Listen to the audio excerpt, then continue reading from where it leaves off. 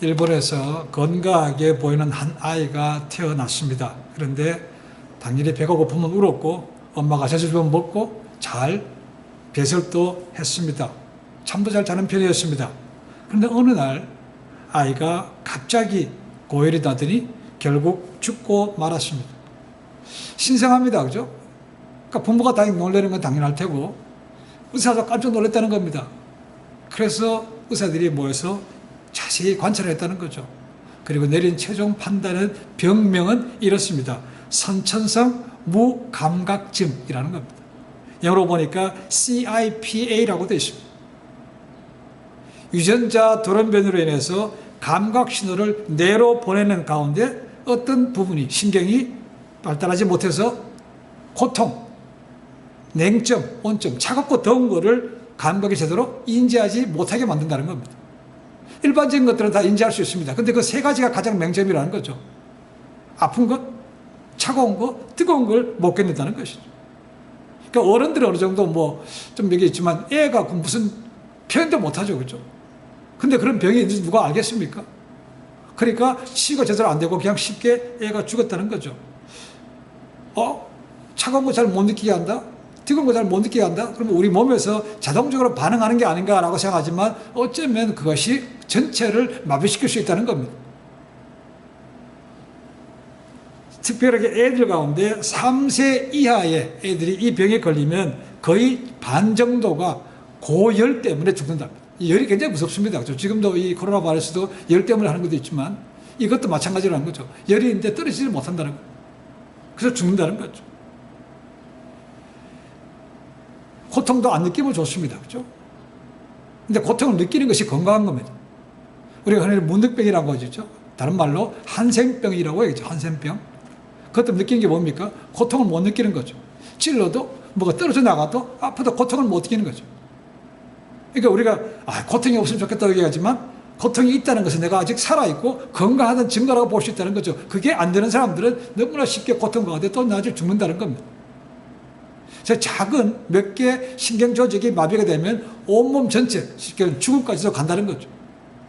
근데 바꿔 생각하면 그럼 우리의 영적인 면은 어떻습니까? 라는 거죠. 우리의 영적인 작은 것이 결국 점점 커져서 하나님과 완전히 멀어지고 마지막에는 큰 어려움을 당할 수 있다는 거죠.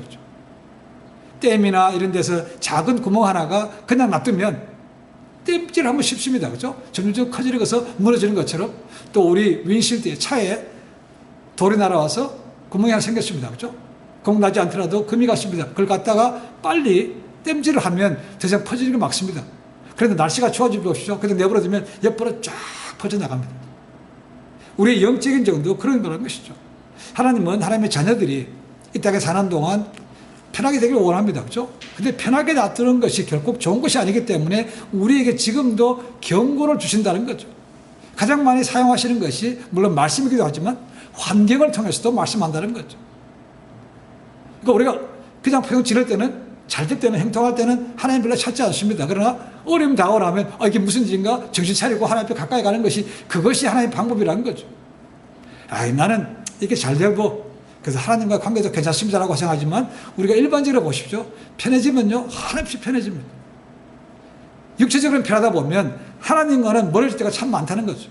그러니까 하나님께는 그걸 원치 않는다는 것이죠. 하나님의 자녀들이 어느 날 그렇게 지내다가 갑자기 낭패당하고 버림받는 거 원치 않는다는 거죠. 그래서 매일매일 어쩌면 우리에게 그런 환경을 통해서 말씀하고 있다는 거죠. 그러니까 내 삶에 어떤 변화가 생겼다 할 때는 이게 왜 이런가?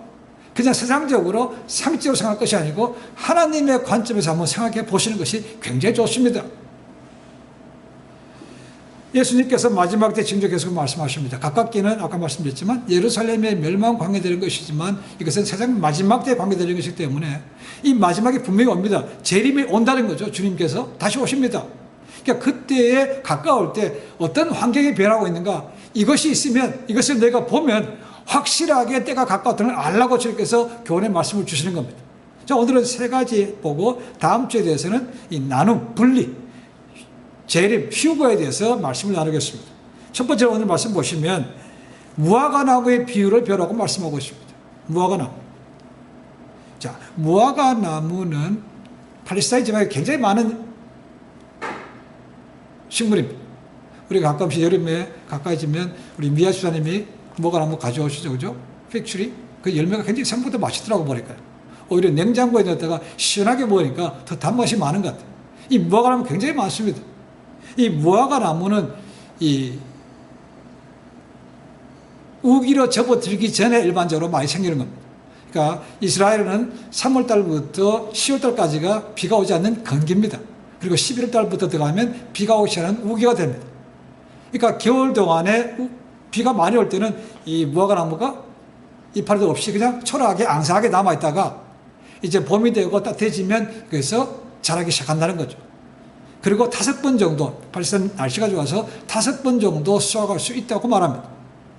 이제 무화과 나무가 이제 어느 순간에 피기 시작하면 피면서 잎사귀가 나면서 작은 열매도 같이 맺힌다는 거죠. 그러니까 사람들은 무화과 나무가 잎이 나고 열매가 생겼네. 그러면 뭘 아는 겁니까? 이제 여름이 가까이 왔네. 비가 오지 않는 건기가 가까이 오지 않네. 라는 것을 안다는 거죠. 자, 무화과 나무를 보고 그런 거 아는 것처럼 너희도 이런 징조가 생기면 내가 다시 올 때가 됐다는 것을 내가 분명히 알라고 말씀하고 있는 거죠. 3절 말씀 보니까 인자가 가까이 곧 문 앞에 이른 줄 알아라. 앞에 우리가 봤던 그런 징조들, 기근과 철새, 다툼과 고통과 이런 것이 있는 거죠. 자연적인 거. 그런 거 보면 알아는 것이죠. 예수님께서 이 말씀을 주신 다음에 얼마 지나지 않아서 예루살렘 멸망을 본 사람도 있죠. 그죠? 가깝게는 그렇습니다. 그죠? 그럼 아직 먼 미래에는 우리가 많은 것을 느끼지 못했지만 이제 우리가 점점 환경을 볼 때 많이 달라지는 걸 볼 수 있습니다. 과거에 없었던 것들이 지금 급속도로 횟수가 많아지고 있는 것은 분명히 느낄 수 있습니다. 아마 지금도 유튜브 같은 데 가셔서 보시면 2019년도에 전 세계에서 일어난 자연재해, 2020년 들어와서 바뀐 자연재해 보면 너무너무 놀랍습니다. 이렇게 다 보지는 못하지만 뉴스는 올라와 있다는 거죠. 때 아닌 때 우박이 떨어지거나 홍수가 나거나 화산이 생기거나 무지무지 많습니다. 과거 100년 기간 동안이나 근래에 와서 5년, 10년 사이에 생긴 것이 그렇게 많습니다. 자, 그런 걸 볼 때 주님께 제 이름 하신 날이 가까웠거나 무화과 나무처럼 비유처럼 너희도 그런 걸 깨달아라 하고 말씀하고 있는 거죠. 그 확실성에 대해서 주님께서 2가지 중요하기 때문에 진실로 하고 말하고 있다는 거죠. 2가지 확실히 얘기합니다. 하나는 이 세대가 지나기 전에 일어난다. 2번째는 내 말은 하나도 땅에 떨어지지 않는다, 없어지지 않는다고 말씀하고 있는 거죠. 자, 여기서 이 세대라는 말이 학자들 간에 이제 이슈가 됩니다. 이 세대라는 말이 generation이죠.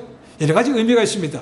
족속, 자손, 후손, 시대, 그것도 동시대에 있는 사람을 얘기한다라고 한다는 거죠. 그래서 어떤 학자들은 이 시대가 로마인들은 한 세대를, generation을 30년 잡았습니다. 사람이 굉장히 빨리 죽었죠. 그죠? 유대인들은 40년 잡았다는 거죠. 한 세대가 40년. 그리고 어떤 사람들은, 어떤 학자는 예수님 당시에 있었던 그 당시에 유대인들하고 보는 사람도 있다는 거죠. 그래서 제가 보기에는 종말에 관한 때이기 때문에 지금 이 세대라는 것은 30년, 40년 꼭 유대인들에게만 국한된 말씀이 아니고 신약 시대의 전체라고 보는 것이 맞다고 생각합니다. 그 과정에 뭐가 있습니까? 예루살렘 멸망이 있어서 그거는 과거로 지나가는 것이죠. 그럼 앞으로는 계속해서 그런 것들이 온다는 것입니다. 예수님께서 또한 말씀하시기를 천지가 지나기 전에 자신의 말씀은 결코 없어지지 않는다. 무슨 말씀입니까? 주셨던 말씀, 앞으로 될 말씀도 다 그대로 이루어진다는 거죠. 성경에 나온 모든 예언의 말씀, 구약시대든 신약시대든 남은 것은 마지막 때까지 남지 않았습니다. 모든 예언된 것은 그 당시로 보면 한참 뒤에, 몇백 년 뒤의 일이지만 역사적으로 다 그것이 이루어졌습니다. 증명이 되는 것입니다. 오직 남은 것은 아직 지나가지 않은 미래에 대한 것이 남았을 뿐이라는 거죠. 내 말은 결코 없어지지 않는다. 나중에 베드로 사도도 예수님의 이 말씀을 인용해서 이렇게 얘기합니다. 원래는 이사야가 얘기한 것입니다. 베드로전서 1장 24절 25절에 이런 말씀이 있습니다. 그러므로 모든 육체는 풀과 같고 그 모든 영광이 풀의 꽃과 같으니 풀은 마르고 꽃은 떨어지되 오직 주의 말씀은 세세토록 있다라고 말합니다. 다른 것들은 다 죽고 새롭게 태어납니다. 그렇죠? 그러나 주님 말씀은 떨어지지 않고 그대로 다 이루어진다고 말씀하고 있다는 거죠. 그러니까 우리가 말씀을 드릴 때, 이건 너무 아닌 것 같습니다. 우리하고는 안 맞는데요. 그런 이대인 얘기고 이스라엘 얘기 아닙니까? 과거 얘기 아닙니까? 우리 세대하고는 안 맞아요. 어떤 것들은, 이게 왜 더디 이루어집니까? 라는 것이 있을 수 있지만, 그러나 주님이 뭡니까? 그분의 때에 모든 것이 그대로 이루어진다는 거죠. 그러니까 우리가 피조물이죠. 하나님은 창조자 아닙니까? 그죠? 창조주와 피조물의 차이는 하늘과 땅 차이만큼 난대요. 그러니까 그분의 생각과 그분의 길은 우리와 전혀 다르다는 것이죠. 이사야서 55장에 보면 그 차이가 하늘과 땅만큼 차이 난다고 되어 있다는 거죠. 그러니까 우리가 감히 그걸 가지고 불평하거나 하나님 앞에 원망할 수는 없다는 거죠. 속단해서는 안 된다는 것입니다. 이런 예화가 있습니다. 1942년 11월 28일에 보스턴 대학이 칼리지 풋볼 마지막 게임을 하는 날이었습니다. 지금까지 10번 싸워서 10번까지 다 이겼다는 거죠. 전승입니다. 그래서 마지막 게임, 한 게임이 나왔는데 상대 팀은 홀리 크로스라는 팀인데 그 팀은 좀 저조한 편입니다. 4승 6패했다는 거죠. 그러니까 전력적으로 본다면 이 보스턴 대학이 이긴 것은 당연합니다. 그런데 이 선수들도 또 코치들도 교만하지 말자. 그래도 약팀이라고 보면 약자 보면 질 수 있다. 인커리지해서 모두가 다 겸손하게 그래도 열심히 승리를 기대하면서 임했다는 거죠. 그리고 학교 당국자들 그런 사람들은 이기는 건 당연한 거 아니야. 어차피 조심을 하지만 그래서 자축 전승했다는 자축 파티도 다 계획을 해놨다는 거죠. 그래서 시합을 했습니다. 근데 완패했다는 거예요. 완패. 그러니까 사람들이 할 말이 없는 거죠. 그죠? 선수도 코칭도 학부모도 교직원도 다 학생들도 다 불이 죽었다는 거죠. 그리고 모든 계획이 취소되고 다 각자 집으로 돌아갔습니다. 근데 그 다음날 신문에서 뉴스가 났습니다. 그래서 뭐냐면 이 보스턴 대학에서 승리했을 경우에 파티를 하려고 했던 나이트클럽에서 불이 나가지고 거기서 491명이 죽었다는 겁니다. 그러니까 사람들이 하나님 어떻게 우리 팀을 저런 팀에 칠 수 있습니까? 라고 했던 사람들도 이게 하나님의 은혜구나. 우리가 만약에 이겨서 거기 갔다면 우리가 그렇게 불났을 것이고 우리가 죽었을 거 아니라는 거죠. 그렇죠? 물론 이 사람들 가지 않았지만 그 죽은 것에 대해서 우리가 말할 수 없지만 이들은 최소한도 그렇게 받아들였다는 거죠. 그러니까 우리가 이거 안 됐다고 해서 저건 내 마음대로 안 된다고 해서 쉽게 하나님 뭐 이래? 능력이 있어? 이럴 게 아니고 우리가 알 수 없는 섭리가 분명히 있다는 거죠. 그러니까 우리가 기억하시고 여기 왔을 때 배우고 또 낮아지시면 된다는 거죠. 뭐가 나면 비유를 배우라. 두 번째로 얘기합니다. 날과 때는 알 수가 없다. 몇 년, 몇 월, 며칠, 몇 시에 온다. 이거는 누구도 모른다는 겁니다. 근데 지금 보십시오. 과거도 마찬가지지만 하나님께서 내게 직통계시를 주시는데 몇 년, 몇 월, 며칠, 몇 시에 오신다고 얘기합니다. 그렇죠? 한국의 담임 선교도 마찬가지입니다. 모여서 흰옷 입고 찬송 부르고 다 일도 안 가고 공부도 안 하고 주부도 다 때려치우고 모세 예배만 드렸습니다. 맞습니까?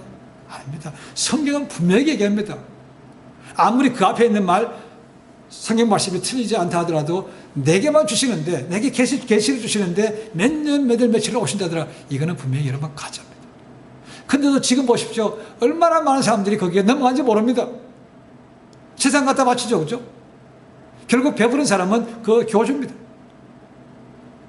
성경에서 분명히 얘기하고 한데도 불구하고 그렇게 한 사람들이 아직도 있는데 아직도 넘어가는 사람들이 그렇게 많다는 거죠. 예수께서 분명히 말씀하십니다. 그거는 나도 몰라. 천사도 몰라. 오직 하나님만 아신다는 거죠.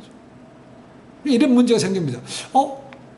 예수님도 하나님인데 하나님 같은 능력도 있고 하나님의 신성도 다 가지고 있는데 왜 예수님 모르십니까? 저는 예수님께서 모르신다고 생각하지는 않습니다. 단지 이 말씀을 하신 것은 나도 알지만 이게 모든 것을 이루시는 분은 마지막에 이루시는 분은 하나님이라는 거죠. 그렇죠? 그리고 또 하나는 이걸 내가 너에게 지금 얘기해 봐야 전혀 도움이 안 된다는 겁니다. 자, 우리가 한 학기 공부하는 사람이 있으니까 한 학기 시작할 때 첫 시간에 딱 들어가면 교수하고 그 과목 시간에 대해서 실러버스를 줍니다. 그럼 거기 스케줄이 나옵니다. 미드텀 언제, 홈워크 언제, 파이널 시험 언제 쭉 나옵니다. 자, 그거 정해졌다고 해서 우리가 미리미리 준비합니까? 뭐 그런 사람도 있긴 있겠죠. 그죠? 그러나 벼락치기로, 가까이 가서 벼락치기로 하는 사람들이 많다는 거죠. 그러니까 지금부터 앞으로 언제 30년 뒤에 40년 뒤에 내가 다시 온다 라고 말씀하시면 지금부터 준비할까요? 안 합니다.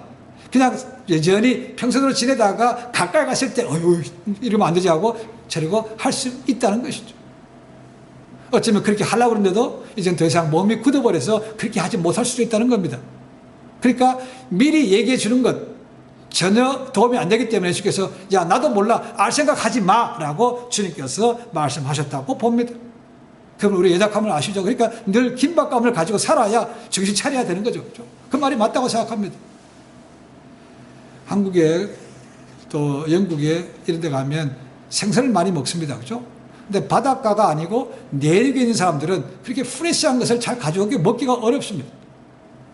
근데 그걸 개발한 사람이 있다는 거죠. 어떻게 바닷가에서 잡은 생선을 갖다가 내륙으로 올 때까지 그 신선함을 유지할 수 있는가? 한 사람이 개발한 사람이 있다는 거죠. 안 사람이. 그게 뭐냐 하면 먹고 싶은 생선회에 천적을 한 마리 넣어놓으면 차로 옮겨온 동안에 나머지 생선들이 지금 쫄아서 먹힐까봐 뻘뻘뻘 돌아다니는 거죠. 이해가 됩니다. 그죠? 마찬가지로 우리 신앙도 마찬가지라죠. 미리 알려주시면 느긋하게 지내야 돼. 그때 가서 바짝 쪼면 되지. 그런 것을 하나님께서 원치 않는다는 거죠. 평상시에 깨어있고 준비된 삶을 살라고 주님께서 말씀하시기 때문에 그 시와 때는 모른다는 겁니다. 꼭 기억하십시오. 세 번째는 노아의 때와 같을 것이라고 말합니다. 자, 노아의 홍수에 대한 얘기는 창세기 6장에 나옵니다. 노아가 셈과 함과 야벳 세 아들을 낳을 때가 500세라고 되어 있습니다. 그리고 이 땅에 첫 홍수가 임할 때가 노아가 600세 때입니다.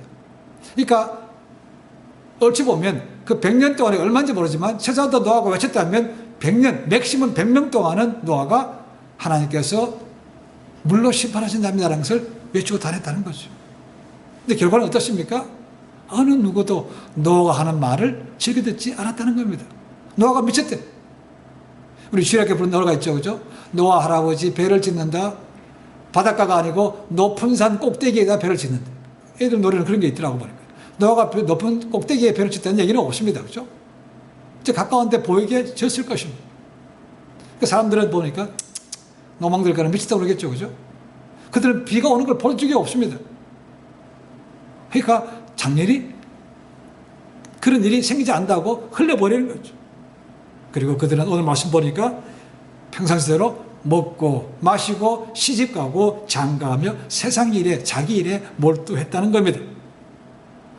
가만히 생각해 보십시오. 그럼 그게 잘못됐는가? 먹고 마시고 시집가고 장가하는 게 잘못돼서 그렇습니까? 아니 먹고 마시는 건 당연히 우리가 살아야 되는 거니까 잘못되다고 볼 수가 없는 거죠. 그렇죠? 근데 지나치게 집착하는 것이 많다는 거죠. 너무 많이 먹어서 요즘 탈이죠. 그렇죠? 못 먹어서 사는 사람 거의 없습니다. 그렇죠? 물론 기근 때문에 먹을 양식이 없어서 전 세계에 7초마다 한 번씩 어린 애들이 죽는답니다. 굶어서. 근데 한쪽에서 어떻습니까? 너무 풍요로워서 너무 많이 먹어서 병이 되고 죽는 사람도 많아지는 거죠. 그렇죠? 이 그리스, 헬라죠. 헬라 시대의 미덕은 뭔지 압니까? 귀족들이나 상류층들은 토할 때까지 먹는 것이 그게 미덕이었습니다. 자기 부를 과시하는 것이죠. 먹다가 끝까지 먹습니다. 그죠? 욱 할 때까지 먹고는 나가서 또 손가락 넣어서 토해놓고 또 와서 먹었다는 거죠. 그게 그 당시에 미덕이었습니다. 얼마나 미련한 겁니까? 그죠? 자, 그렇게 안쪽은 불쌍한데 저기 않고 자기의 그런 것을 과시한다. 이것은 좋지가 않은 거죠. 그죠? 그 다음에 결혼이 나쁜 겁니까? 시집가고 장가하는 것이? 아니죠. 하나님께서 이 땅을 지으시고 첫 아담을 만드셨습니다. 그죠? 아담을 만드셔 난 다음에 그 다음에 하신 일이 뭐였습니까? 배우자 만들어주고 결혼시키는 거였지 않습니까? 그러니까 첫 중매자가 하나님이시고 첫 주례자도 하나님이라는 거죠. 그러니까 하나님께 세우신 것은 두 개밖에 없습니다. 가정과 교회라는 거죠. 그런데 그게 뭐 잘못됐습니까? 우리가 생각할 수 있는 것은 시집가고 장가가다는 자체가 잘못된 것은 아니고 우리 한국에도 보니까 가정거래 준칙이 생겨 있어서 너무 화려하게 하지 마십시오. 너무 화려하게. 비싼 호텔에서 어떤 선상에서 하고 이런 것은 누가 보더라도 바람직하지 않은 것이죠. 그렇죠? 그런 다음에는 뭡니까? 보라는 듯이 또 이혼해요. 그렇게 화려하게 해놓고는 얼마 같지도 않아서 보라듯이 이혼한다는 것이죠. 그것이 결코 좋지가 않는 것이죠. 그나마 생각하시는 것은 이성과 한 남자와 한 여자가 결혼하는 것은 그나마 괜찮습니다. 근데 오늘날은 어떻습니까? 두 여자, 두 남자가 결혼하는 거 아닙니까? 이 동성 결혼이 문제가 되는 거죠. 이 청교도 신앙에 세졌던 미국, 2016년도 5월달이면 6월달입니까? 오바마가 법적으로 이제는 한 남자와 한 여자가 아니고 두 사람이면 된다라고 법으로 바뀌었다는 거 아닙니까? 그래서 미국에서는 그것을 국치, 참 부끄러운 날이라고 얘기합니다. 그 이후로 전 세계에서 얼마나 많은 동성 간의 퀴어 페스티벌도 있고, 이제는 커밍아웃 숨기지 않습니다. 저 당당하게 얘기합니다. 권리도 내세웁니다. 야, 우리도 자녀 낳을 수 있도록 해달라. 지금은 어답션밖에 안 되지만 인공수정 통해서 낳게 해달라는 겁니다. 그러니까 얼마나 더 많은 문제가 생기겠습니까? 라는 거죠. 노아 때도 그렇습니다. 그래서 하나님께서는 그들이 하는 모든 것이 보니까 너무 악해. 그냥 두고 볼 수 없어서 물로 심판한 것이 노아의 방주입니다. 그러면 방주 끝나고 나왔습니다. 그죠? 그 문제가 없어졌습니까? 깨달았기 때문에? 아닙니다. 그 죄악은 계속해서 이어져 왔습니다. 그래서 아브라함 때 소돔과 고모라가 이 동성애 때문에 만났습니다. 소돔, 영어로 SODO입니다. 그죠? 그 단어에서 나온 단어가 뭔가? 소도마이트. 그게 뭔 뜻입니까? 성적으로 문란한 것이 소돔에서 나왔다는 거죠. 노아 때 그랬습니다. 소돔과 고모라 생겼습니다. 그래서 불심판마다 망했죠. 그죠? 그게 끝이었습니까? 아니죠. 모세가 10계명 빼고 한 것도 가늠하지 말라는 것도 있지만 그 이에 주신 법을 보면 너희가 이방인들처럼 동성애를 결혼하지 마라. 수갑, 동물과도 하지 마라. 친인척, 가까운 근친상 하지 마라. 다 법을 줬다는 것이죠. 그러니까 그 말씀을 주신 것은 이미 그 주변에 그런 것이 만연하고 있었다는 겁니다. 그러니까 내가 택한 너희 백성들, 너희는 그러지 말라는 거죠. 그래서 법으로 주셨다는 거죠. 그러니까 마지막 때가 되면 이런 것이 더 많아진다는 것이죠. 로마서 1장 저희가 봤습니다. 마지막 때가 되면 뭡니까? 사람들이 더 악해져서 순리대로 쓰지 않는데요. 자기의 성을 순리대로 남여자 간에 그런 결합이 아니고 욕심으로 쓴다. 부끄러운 일을 한다는 것입니다. 그것이 동성애입니다. 하나님께서 말씀하셨어요. 그러니까 뭡니까? 안 들어요. 하나님께서 뭐라고 합니까? 그래, 니들 마음대로 해봐라. 내어버려 두사, 내어버려 두사, 내어버려 뒀다는 겁니다. 굉장히 무서운 말입니다. 내가 관계가 없으면요, 그럼 네 알아서 해. 이겁니다. 그죠? 그래서 내가 관계 있으면, 그러면 안 된다고 잘못할 때는 말리는 거죠. 그죠? 이 악한 사람들은, 그래, 네 마음대로 하라고 내어버려 두사라고 말씀하고 있다는 겁니다. 로마서 1장 집에 가서 읽어보십시오. 거기 분명히 나오고 있습니다. 자, 결혼은 그런 문제. 또 하나 우리가 생각할 수 있는 것은 지금 있는 현실과 한번 생각해 봅니다. 자, 노아의 방주 때를 한번 생각해 보십시오. 자, 노아가 방주를 다 지었습니다. 그리고 그들 식구가 방주로 들어갑니다. 그죠? 또 하나님께서 방주에 들어가서 씨는 남겨둬야 되는 거죠. 그죠? 그래서 암수 한 쌍씩 들어옵니다. 한 쌍씩 들어옵니다. 자, 그 동물들이 방주로 들어왔다고 되어 있습니다. 그러면 그 동물들을 누가 데려왔습니까? 노아와 세 아들들과 며느리 나가서 그들이 잡아서 한 쌍씩 데려왔습니까? 아니죠. 하나님이 데려오셨다고 되어 있습니다. 신기한 장면입니다. 그죠? 큰 배가, 엄청난 큰 배가 젖었어요. 그 박스 같은, 박스입니다. 어떻게 보면. 요즘 같은 배가 아니고 그냥 상자입니다. 박스. 노아의 방주가 그런 것이, 아크라는 것이. 근데 어느 날 평소에 보지 못했던 동물들이, 새들이 한 쌍씩 들어간다는 것이죠. 그러니까. 사람들 참 신기하다고 구경하는 사람 많지 않았겠습니까? 그죠? 근데 그걸 보면서도 그들은 느끼지 못하는 겁니다. 이게 무슨 일인지 느끼지 못한다는 거죠. 오늘날 가끔 신문을 보면 그런 걸 봅니다. 어느 날 지진이 생겼는데 그 지진이 생기기 전에 가만히 보니까 거기 살았던 동물들이나 이런 것들이 도망간다는 거죠. 얘들이 왜 도망가나? 어느 날 갑자기 새가 왜 날아가 버리나? 왜 짐승들이 여기서 다 나오는가? 숲에서 나와서 딴 데로 가는가? 이해를 못 하는데, 그런 일이 있는 것을 동물들이 미리 감시하기 때문에 피한다는 거죠. 그죠? 근데 사람들은 모릅니다. 그죠? 노아 때도 동물들의 변화를 사람들이 심각하게 생각하지 않았다는 것입니다. 그리고 나서 많은 화를 당했죠. 그죠? 자, 우리가 지금 당하고 있는 코로나 바이러스 어떻습니까? 정확하게 박쥐로부터 왔다는 것도 있지만, 누가 일부러 퍼뜨린다는 것도 있고, 실수로 퍼뜨리는 것도 알 수가 없습니다. 분명한 것은 그것이 동물로부터 왔다는 것입니다. 그래서 그걸 준비하지 못했기 때문에 지금 비싼 대가를 치르고 많은 것을 또 배우고 있는 것인데 아직까지도 제대로 해결되지 못한 것은 맞습니다. 자, 과거에는요, 제가 의학적 잘 모르지만 얘기를 하는 거 제가 들었습니다. 한번 보니까 유튜브에 나오고 하니까. 뭐냐면 과거에는 사람이 가지고 있는 바이러스와 동물이 가지고 있는 바이러스가 서로 섞이지 않았답니다. 근데 오늘날은 동물에 생기는 바이러스가 인체에도 들어온다는 겁니다. 첫 번째로 경각심을 가진 것이 이볼라입니다. 이볼라.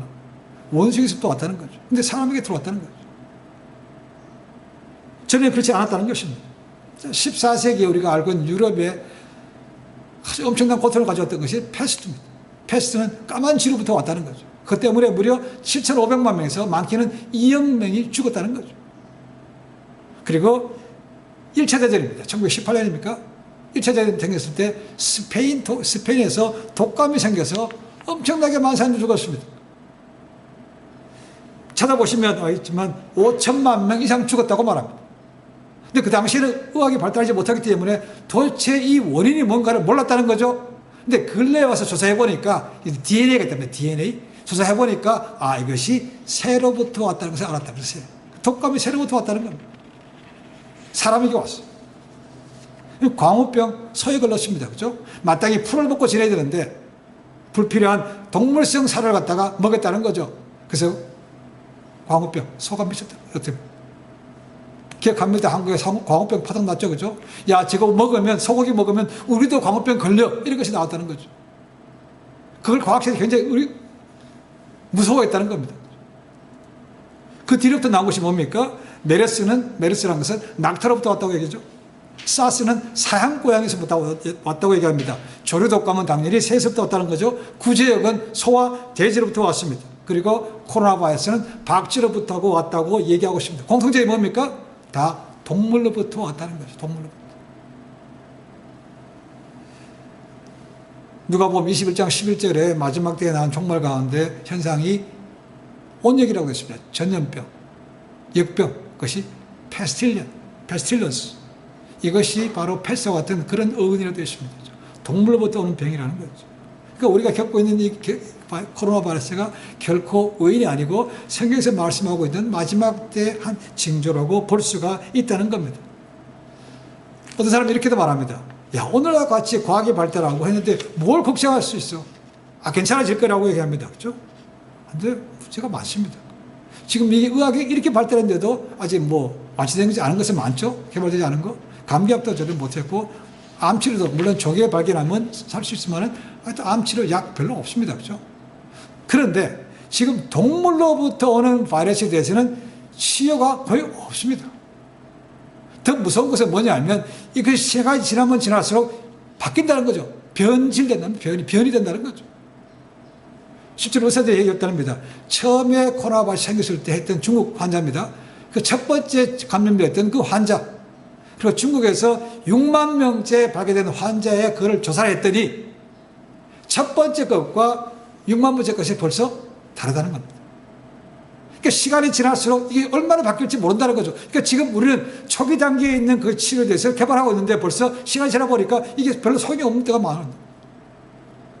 이게 그래서 무서운 거라는 거죠. 그리고 이것이 별로 사라지지 않는다는 겁니다. 단지 기후 때문에, 환경 때문에 조금 수그러들 뿐이지 완전히 사라지는 것은 아니라는 거죠. 그러니까 이 백신 개발하기가 얼마나 어렵습니까? 라는 거죠. 6개월 만에 개발한 것도 굉장히 엄청나게 빠른 거죠. 그죠?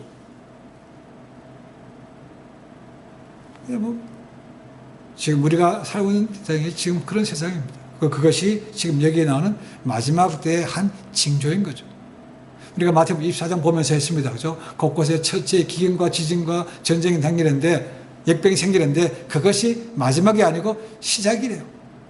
이것이 왔으면 이제 진짜 우리가 마지막, 흔히 말하는 말세지 말에 가까이 왔구나라는 것을 우리가 느낄 수 있어야 된다는 거죠. 하나님께서 원하시는 그겁니다. 그죠? 근데 노아의 때와 같이 먹고 마시고 세상 일에 빠져 있으면 그런 것이 어느덧 이런 것이 생겼어요. 그 중국 욕하고 사람 탓할 게 아니고 전체적인 그림으로 볼 때 하나님의 주신 관점이 뭔가를 생각해 볼 필요가 있다는 거죠. 그죠? 안 믿는 사람들 관계 없습니다. 그죠? 뭐하고 자기 안 하고 자기만 챙기면 되는 거지만 전체적인 영적으로 하나님의 관점에서 본다면 이것이 마지막 때의 한 징조라고 분명히 성경에서는 말씀하고 있다는 거죠. 노아의 식구 외에는 그 당시에 살아난 사람이 아무도 없습니다. 지금 인류학자들이 보기에는 노아 당시에 사람들 따지면 몇억, 많게는 몇십억 된다고 얘기합니다. 근데 그 가운데 살아남은 사람이 8명밖에 없다는 거죠. 그리고 방주에 들어갔던 동물, 조류, 한 쌍씩 그밖에 없습니다. 사도 베드로는 이렇게 경고합니다. 베드로전서 3장 20절에 이런 말씀이 있습니다. 그들은 전에 노아의 날 방주 예비할 동안 하나님이 오래 참고 기다리실 때에 순종치 아니하던 자들이라. 방주에서 물로 말미암아 구원을 얻은 자가 몇 명뿐이니 겨우 8명이라. 어느 사람 얘기합니다. 다 지나가고 죽으면 다 그만이고 끝이야. 뭐 신경 써. 이 땅에 사는 동안 좀 즐기면 되지. 그래서 한국의 옛날 가요에 그런 노래죠. 그죠? 노새 노새 젊어서 노새 늙어지면은 못 노나니 노래 있습니다. 그죠? 참 즐겨 불렀습니다. 저희도 어릴 때 따라 불러. 끝난다는 거죠. 그죠? 참 마귀가 참 좋아할 노래입니다. 야 끝이니까 신경 쓰지 마. 네 마음대로 편한 대로 네 원하는 대로 하고 지내고 살아. 이게 마귀가 주는 이렇게 그런 거죠. 하나님께서는 지금도 하늘을 활짝 여시고 아직도 건져야 될 영혼들이 있다는 거죠. 그들이 지금 기회를 주고 있다는 겁니다. 그러니까 왜 빨리 안 오십니까? 빨리 오셔서 저거 다 멸하시고 악을 멸하시고 하는 데가 시작되면 좋겠는데 아직도 건져야 될 영혼이 있다는 거죠. 그래서 사도 바울은 로마서에서 나옵니다. 그죠? 이방인의 충만한 숫자가 아직 덜 찼다는 겁니다. 이방인, 유대인 빼고. 그리고 마지막 때가 되면 드디어 이스라엘 처음 택함받았던 이스라엘 백성들이 예수님을 구세주로 믿고 메시아를 믿고 돌아온다는 거죠. 그럼 정말 그때는 마지막 말세 진발에 온 것입니다. 지금도 점점 그런 징조가 많아지고 있지만 아직은 아닙니다. 그렇죠? 시작됐다는 거죠. 즉시 금방 이루어지는 것이 아니지만 곧 언젠지 모르지만 옵니다. 그리고 그것이 딱 시작되면 순식간에 확 일어나는 거죠. 내가 그것을 알고 준비하라는 거죠. 하나님 왜 이렇게 빨리 안 오십니까? 예수님 당시에 이미 곧 오신다고 그랬습니다. 그렇죠? 사도 베드로든 사도 요한이든 사도 바울든 내가 살아있는 동안에 주님 제시를 그것을 본다고 생각했습니다. 그런데 오지 않았습니다. 그럼 2000년이 지났습니다. 기억할 것은 지난주에 말씀드렸지만 주께는 하루가 1000년 같고 1000년이 하루 같다는 거죠. 주님의 계산 방법과 시간 방법과 우리가 느끼는 게 다르다는 거죠. 주님께서 보시기 이제 이틀밖에 안 지났습니다. 그렇죠? 근데 어느 순간에 순식간에 올지 모른다는 거죠. 왜 빨리 안 오십니까? 그게 목적이 또 있습니다. 하나님은 다 구원받기를 원한다는 거죠. 여전히 기회를 주신다는 거죠. 그래서 복음을 듣고 구원받을 수 있는 기회를 주기 때문에 아직도 그 때가 아니라는 거죠. 베드로후서 3장 9절에 이런 말씀이 있습니다. 주의 약속은 어떤 이에 더디다고 생각하는 것 같이 더딘 것이 아니라 오직 너희를 대하여 오래 참으사 아무도 멸망치 않고 다 회개하기에 이르기를 원하시니라. 아무도 멸망하지 원하신다는 거죠. 하나님 만드신 피조물이 죽기를 원하시겠습니까? 고통받게 지는 걸 원하시겠습니까? 그렇지 않다는 거죠. 하도 바울도 얘기합니다. 하나님은 모든 사람이 구원받기를 원하신다. 그 진리를 알기 원한다. 디모데전서 2장 4절에 말씀하고 있습니다. 자, 말씀은 몇입니다. 처음에 말씀드렸던 선천성 무감각증, 육체적으로 고통, 차고 뜨거운 걸 못 느끼는 것, 어떻게 보면 불행할 수 있지만 불행입니다. 어떻게 보면. 그렇죠? 더 심각한 것이 우리의 영이 죽는 겁니다. 안 믿는 사람들은 다 칩시다. 그죠? 믿는 사람들은 그렇게 살면 안 되지 않겠습니까? 그렇게 살다가 낭패 보는 것 하나님 아버지께서 가슴 아파하지 않겠습니까? 그죠? 구원은 잃어버릴 수 있습니다. 끝까지 믿음을 지키고 가야 됩니다. 우리가 보겠지만 끝까지 선한 싸움을 자고 믿음을 지킨 자에게 구원이 허락된다고 하는 것이 처음 믿었으니까 티켓 샀으니까 당연히 가야 돼. 이거는 아니라는 겁니다. 다음 주에 이제 휴거에 대한 말씀을 나눕니다. 휴거가 될 수 있고 분리라는 말씀을 들 수 있지만 그것도 심각한 얘기입니다. 그렇죠? 오늘 무화과 나무의 비유를 배워라. 시와 때는 아무것도 모른다. 아무도 모른다.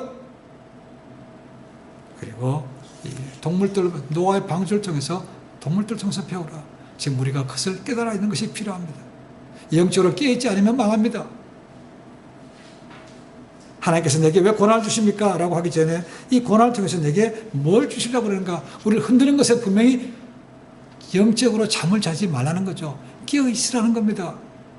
이럴 때 더욱더 세상에 빠지지 말고 나로 돌아오라고, 나를 바라보라고 주님께서 초청하고 있다는 것이죠. 깨달아야 됩니다. 이것이 주님께서 주셨던, 마지막 때 주셨던 이 확실성에 대한 우리의 주시는 거라고 생각합니다. 지옥은 분명히 있습니다. 분리가 됩니다.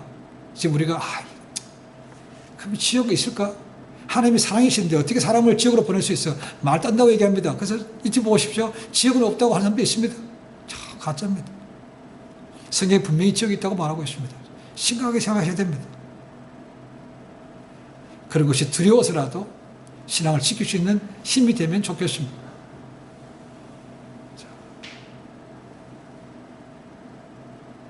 징조를 볼 때 여러 가지 우린 마실 때의 상황을 봅니다. 점점점 때가 무리에 갑니다. 어떤 분들은 2026년도 이렇게 행성전 저는 그렇게 얘기하지 않습니다. 믿지 못합니다. 그죠? 뭐라고 해도 말은 그렇다 합니다. 근데 어느 누구도 말 전다고 주님께서 그렇게 못 보는데도 여전히 말하면서 주님께서 이렇게 말씀하시지 말라고 했는데 저는 받았습니다. 이렇게 얘기한다니까요. 그렇게 하면 또 넘어가요, 사람들이. 무조건 아닙니다. 그죠? 그 시간 때는 모릅니다. 그 대신에 깨어서 긴박하게 긴장하며 사는 것은 맞습니다. 그것이 건전한 종말 신앙이라는 거죠. 좀 기억하셔서 어려울 때 힘든 것도 있지만 잘 견디시지. 뿐만 아니고 하나님 앞에 더 기도하는 삶이 필요하다고 얘기했습니다. 하나님 앞에 더 가까이 가셔야 됩니다. 그렇죠? 그래서 마지막 때에 언제 주님께서 정말 오시더라도 당당하게 믿음 버리지 않고 배신하지 않고 배도하지 않고 믿음 지켜서 영광의 멸류관 구원을 온전히 이루시는 우리 모두가 되시기를 주님을 간절히 축원해 드립니다. 기도하겠습니다.